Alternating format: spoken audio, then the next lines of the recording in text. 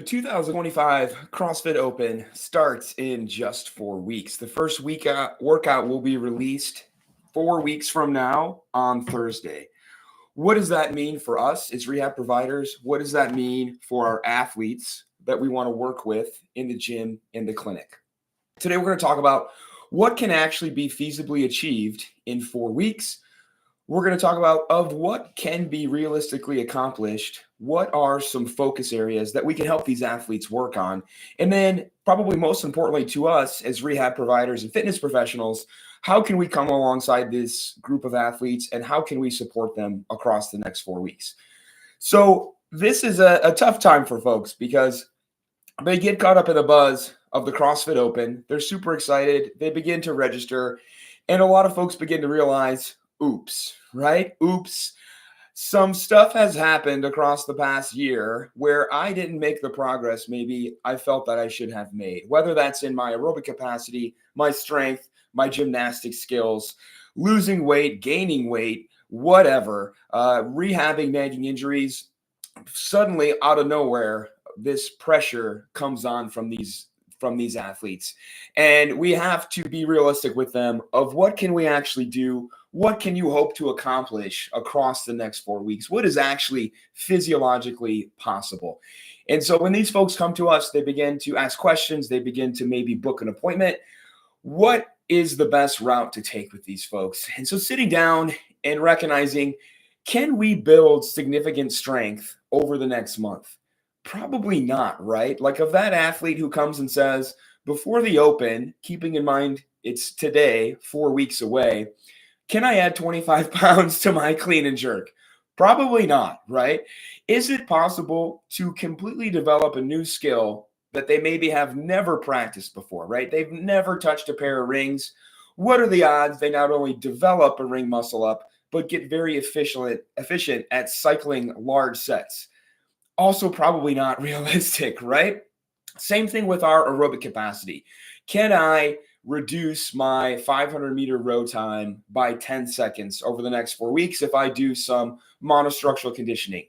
Also, no. So this can be a very frustrating time for folks because, again, they've recognized they've probably waited too long. But it's not too late for some stuff. And that's where we really need to bring in the optimism of some stuff is just not possible for you to be able to see an improvement in the next 4 weeks, which doesn't mean that we should not start it, right? We will still reap those rewards, just not during the Open. But there is some stuff that we can address in the next month. A couple things being, can we lose some weight, right? If we maybe put some holiday weight on, we want to lose some lbs.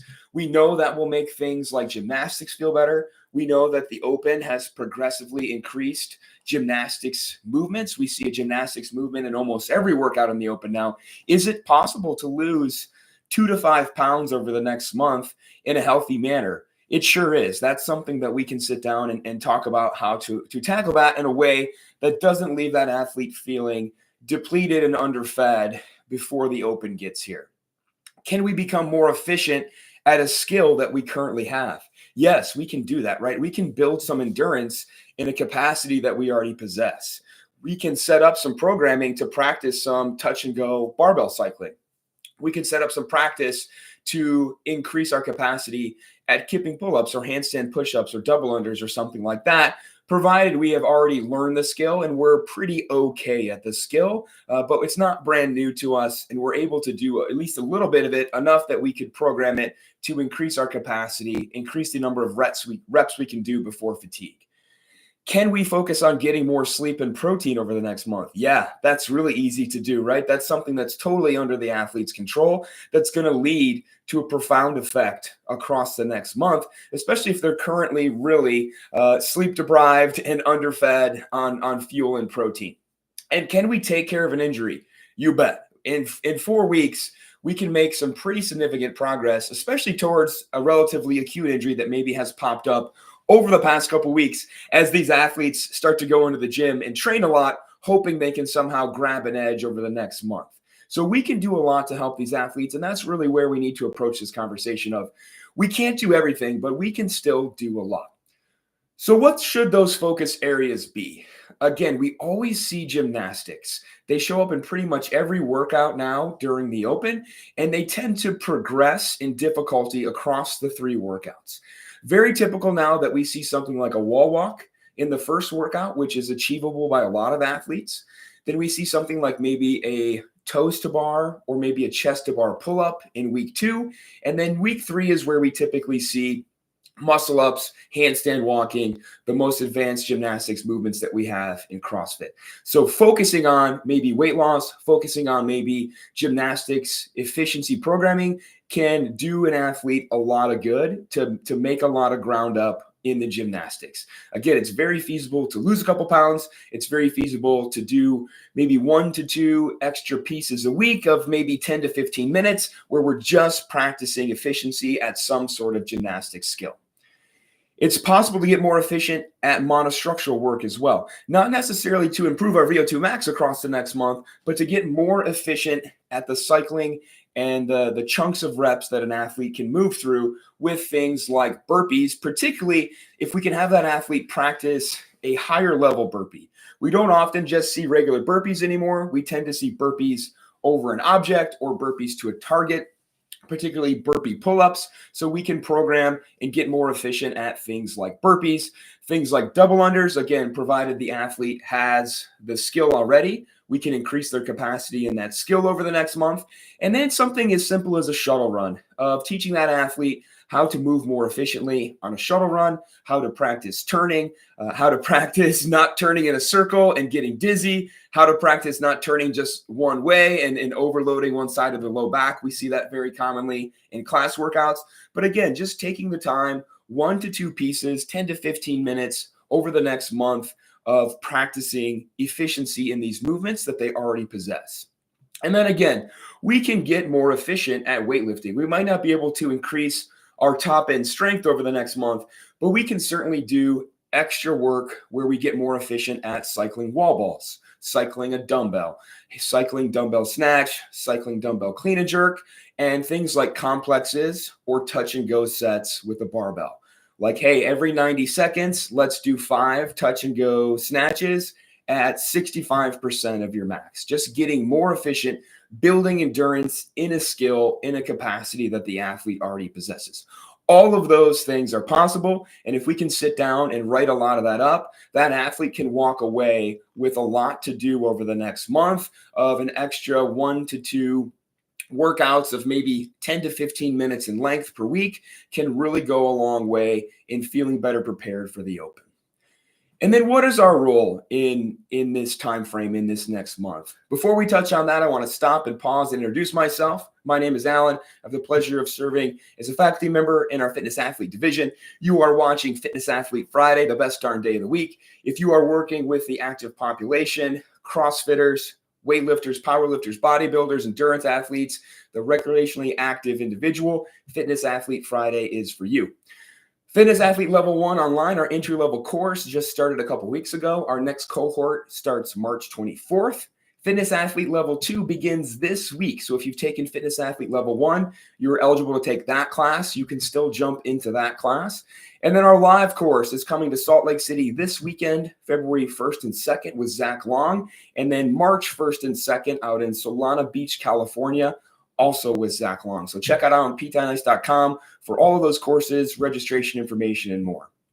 So the next month, what is the role of the rehab provider? What is our role? This is our time, right? This is our time to shine. This is our time to be available to this population, to the gym or gyms that you have a relationship, or maybe that you want to build a relationship with in your area. This is probably not the time to schedule a workshop. The gym is going to be very busy with these workouts going on. It's probably too late to get on the schedule anyways, but that doesn't mean that we can't help a gym and its athletes. We just have to be available. That's probably the number one error I see during this time frame, is that everybody's schedule is full. And as these athletes want to get in to begin to work on some of this stuff, as these athletes get in to want to work on an injury, especially maybe an injury that shows up during the open, they want to get in relatively acutely, they're told, oh, sorry, we have a 12-week wait list. Okay, that's not helpful, right? That's not helping me during the open. I need help right now. So making sure you make your schedule available, making sure you keep maybe time slots open that you don't book in case somebody needs an emergency appointment, maybe the Monday after the open workout or the Thursday before the next open workout is released, can go a long way to making sure these athletes come to see you for their care. This is our time to shine. We need to recognize this is a season where people care more about their performance and less about their long-term outcomes and health. And that's okay, right? That happens in every sport. That happens in every training modality. There's going to be a season where training peaks. Maybe we're training for a competition, even if it's basically an intramural competition like the Open. 99.99% of people doing the Open are not going to the CrossFit Games. Nonetheless, they take it seriously, right? And we like that. We like that people care so much about their health and fitness that they take it so seriously that they're maybe willing to ignore some aches and pains to perform.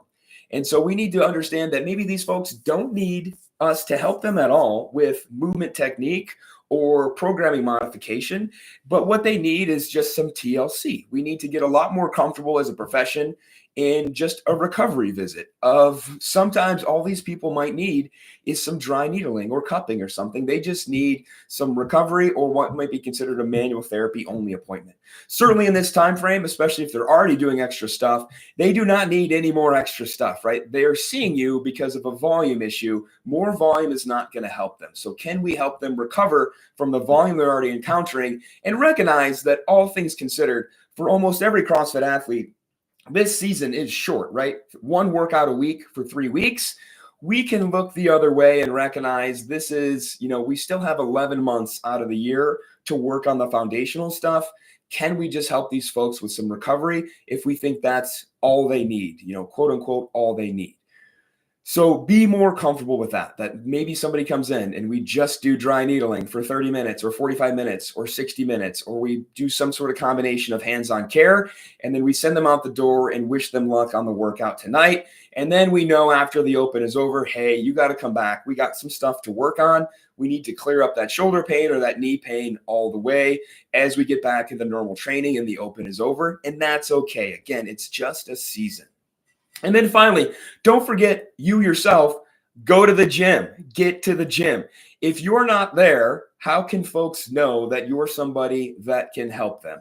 How do they know that you care about this season in their life if you're at home in your PJs watching a movie, eating popcorn on Friday nights, right? Friday nights at CrossFit gyms during the Open are typically Friday night lights, which means everyone in the gym shows up after work and hammers the workout. And if you're not there, it's hard for folks to recognize you as the provider of choice. So yes, be involved helping this population, treating this population, but be involved in the culture of this population too, right? Go watch your athlete that you just helped get to the finish line perform the Open workout at Friday night at their gym. You will be amazed how far that goes, right? That person is probably going to say, hey, this is my physical therapist. They helped me with my knee so I could do the workout tonight. Guess what? 3 people are probably going to hit you up. Hey, do you have an exercise for my back or my shoulder or whatever? That's what we want to see. That's why we're doing it, right? So go to the gym, support them, clap it up, cheer them on. Make sure you're where you want to be with the people that you want on your treatment table. That goes a long way. And that is probably the number one most missed thing. We try to just sit in our clinic and wait for the phone to ring. Go to the gym. Go to the gym. So how can we help these people? We need to recognize only so much can be done in 4 weeks. We can't work miracles, but that doesn't mean there's not stuff we can help them on. Mainly, maybe losing a little bit of weight, getting more efficient at gymnastics and efficiency of movement, maybe dialing in sleep and nutrition a little bit more, and then addressing a nagging injury, even if it's maybe a recovery only visit, just to patch that person up and put them back out on the battlefield. Where can we intervene here? Again, gymnastics efficiency, weightlifting efficiency, monostructural efficiency, programming and building on capacities that we already have, recognizing this is probably not the time to build a brand new skill. And then making sure we have time on our schedule to see these people, especially if we need to see them last minute. Recognize that some of these folks just need some TLC. They don't need more volume. They don't need more accessory work. And then we have to go to the gym if we expect these people to trust us with their care and recommend us to others to also trust us with their care. So I hope this was helpful. Hope you all have a wonderful Friday. If you're going to be at a live course this weekend, have an awesome weekend. We'll see you next time. Bye, everybody.